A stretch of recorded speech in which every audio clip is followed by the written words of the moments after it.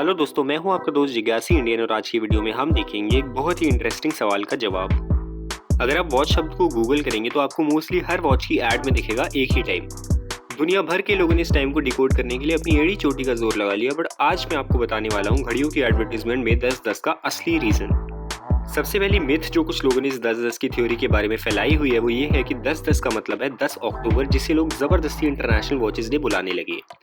As expected इस त्योहार का किसी कैलेंडर में कोई नामो निशान नहीं है, जिससे प्रूव होता है कि ये सिर्फ और सिर्फ लोगों का अंधविश्वास है। दूसरी अफवाह इस थ्योरी के बारे में ये थी कि 10-10 पर घड़ी के इन्वेंटर की हुई थी मौत, देयरफॉर 10-10 का टाइम था उनके लिए एक ट्रिब्यूट। एक क्विक फैक्ट चेक पर आए तो ऐसा कोई सिंगल पर्सन नहीं है जिसे हम वॉच का इन्वेंटर कह सके, और हालांकि ये टाइटल डच मैथमेटिशियन और साइंटिस्ट क्रिश्चियन ह्यूजेंस को दिया जाता है, सच तो यह है कि मॉडर्न तरीके से चलने वाली घड़ी किसी एक सिंगल पर्सन की इन्वेंशन नहीं बल्कि बहुतों की मिली भगत थी। अमेरिका की बात करें तो ऑब्वियसली उन्हें ये 10-10 की थ्योरी अपने बारे में बनाए बगैर चैन कैसे आना था। उनके हिसाब से 10-10 सिंबलाइज करता था अब्राहम लिंकन और जॉन एफ कैनेडी की डेथ का टाइम। लोगों का दोष नहीं है कि वो ये मान बैठे अब भाई अमेरिका है ही इतनी बड़ी सुपर पावर, लेकिन सच का सामना करें तो लिंकन को एक्चुअली 10:15 PM पर गोली लगी थी और उनकी मौत हुई थी सुबह 7:22 को। कैनेडी की बात करें तो उनको गोली लगी थी 12:30 बजे और उनकी मौत हुई थी दोपहर के 1 बजे। तो जैसा कि आपने देखा, दोनों में से कोई भी टाइम 10-10 के आसपास भी नहीं है।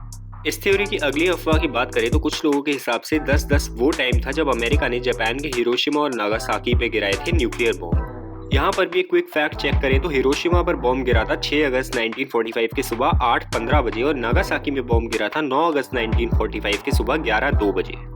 इस थ्योरी की लास्ट अफवाह की बात करें तो ये है कि घड़ी के हाथों का 10-10 पर होना दिखता है बिल्कुल विक्ट्री के वी सिंबल की तरह, तो वर्ल्ड वॉर 2 के बाद की घड़ियों की फोटो में 10-10 बजने का सीधा सीधा मतलब था विक्ट्री और इंडिपेंडेंस।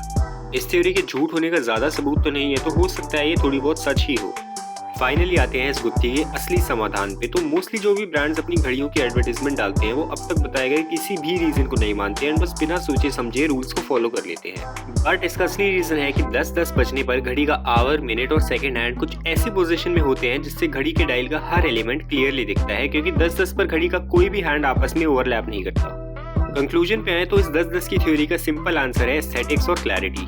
10-10 का टाइम घड़ी को बेस्ट पॉसिबल वे में दिखाता है, और हालांकि कायदे से ये रूल सिर्फ एनालॉग वॉचेस में अप्लाई होना चाहिए, पर न जाने क्यों डिजिटल वॉचेस भी अपनी एडवर्टाइजमेंट में यही टाइम यूज करने लगी हैं। वीडियो पसंद आया तो लाइक कीजिए, चैनल को सब्सक्राइब कीजिए, और आपके मन में अगर ऐसे और ऊटपटांग सवाल है तो नीचे कमेंट सेक्शन में पूछिए।